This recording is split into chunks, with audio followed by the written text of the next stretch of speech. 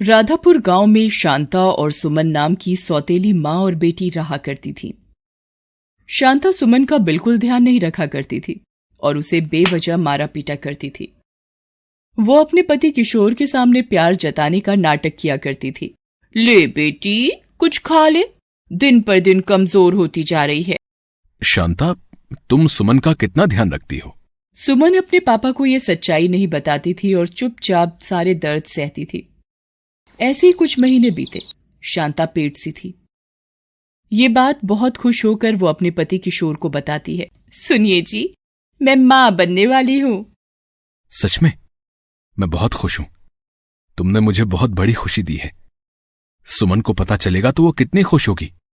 किशोर भी सोचकर खुश होता है। शांता मन ही मन सोचती है, ये अच्छा मौका है इस लड़की को घर से निकालने का। इसने मेरी नाक में दम कर रखा है।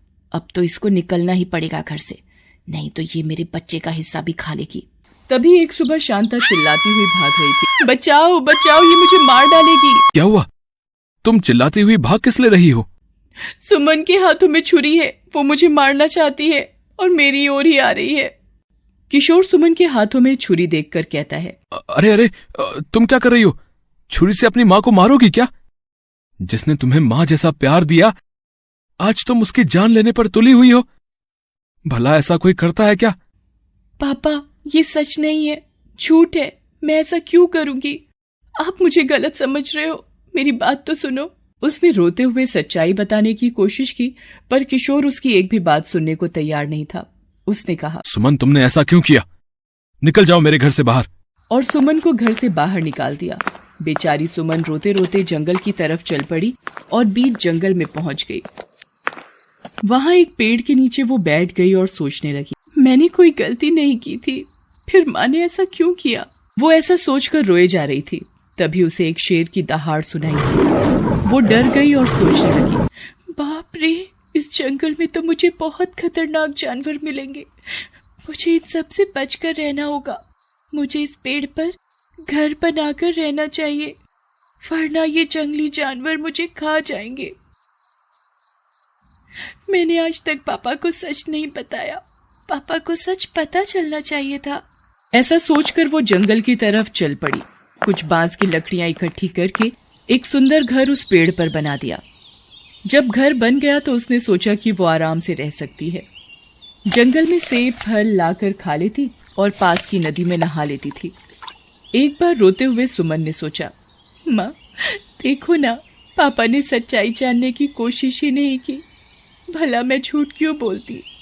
सौतेली माँ की बातों में आकर मुझे घर से निकाल दिया। आप ही बताओ माँ, ये कितना सही है? अगर आप होती तो मुझे ये दिन ना देखना पड़ता। सुमन रोने लगी, पर उसे पापा की याद आ रही थी। वो पापा के पास जाना चाहती थी, पर डर के मारे जा नहीं सकती थी। एक दिन फल चुग रही थी, तभी वहां एक औरत आई और जोर जोर से रोते हुए कह रही थी, क्यों भगवान मुझे जिंदा रखा? किसी जानवर के हाथों मुझे मरवा देते तो अच्छा था। और वो रोना शुरू कर देती है। ये सुनकर सुमन उसके पास जाती है। दादी माँ, आप कौन हो और क्यों रोए जा रही हो? बेटा, मैंने अपने बेटे की शादी करवाई थी।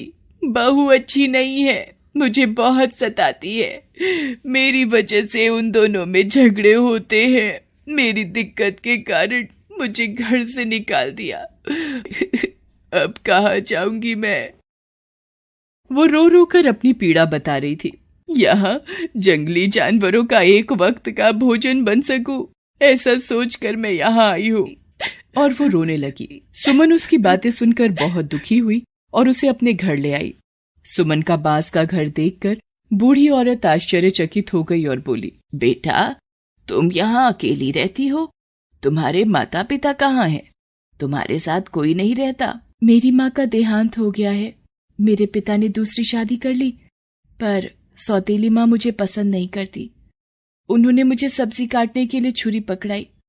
छुरी देकर सब्जियां नहीं दी और मुझ पर आरोप लगा दिया कि मैं उन्हें मारना चाहती हूँ और पिताजी से शिकायत कर दी। पिताजी ने गुस्से में आकर मुझे डांट कर घर से निकाल दिया। इसमें मेरी कोई गलती नहीं थी। ये कहकर सुमन रोने लगी तो बूढ़ी दादी ने उसे चुप कराया और कहा, देखो बेटा, पिछले जन्म का नाता होगा जो हम यूं मिले, अब हम साथ रहेंगे। तब से वो दोनों वहीं रहने लगे। कुछ महीने बाद उन्होंने जंगल में फल तोड़कर बेचना शुरू कर दिया, जिससे वो पैसे कमाने लगी। सुमन जब एक बार फल बेच रही थी तो उसकी सौतेली माँ वहां आ गई। उसने सुमन से कहा, बेटी सुमन, मुझे माफ कर दो। तुझे घर से बाहर करने के बदले मुझे भगवान ने अच्छी सजा दी। क्या हुआ माँ? मेरा पैर फिसल गया था, मैं गिर गई और मैंने अपना बच्चा खो दिया। तुम्हारे पापा बहुत दुखी हुए। मैंने उन्हें सारी सच्चाई बता दी, पर किशोर ने कहा, ये तुमने क्या किया? अनजाने में तुम्हारी बातों में आकर फूल सी बच्ची को मैंने घर से निकाल दिया। पता नहीं वो किस हाल में होगी और कहाँ होगी। और वो मुझ पर चिल्ला रहे थे तो उनको दिल का दौरा पड़ गया। अब वो बस तुझे ही याद करते रहते हैं। घर चल बेटी, मुझे पापा से मिलना है। शांता सुमन को लेकर घर की ओर चल पड़ी।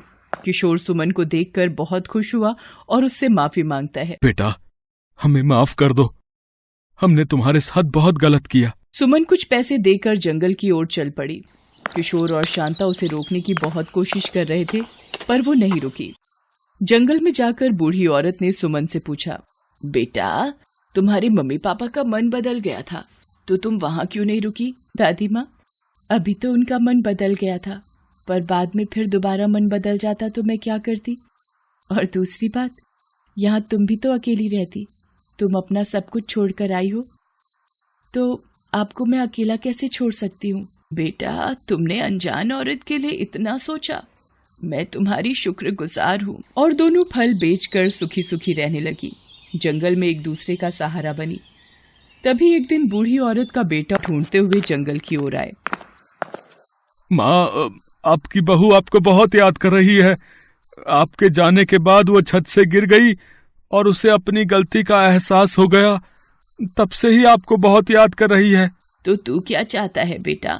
माँ, आप हमारे साथ घर चलो, हमें आपकी जरूरत है।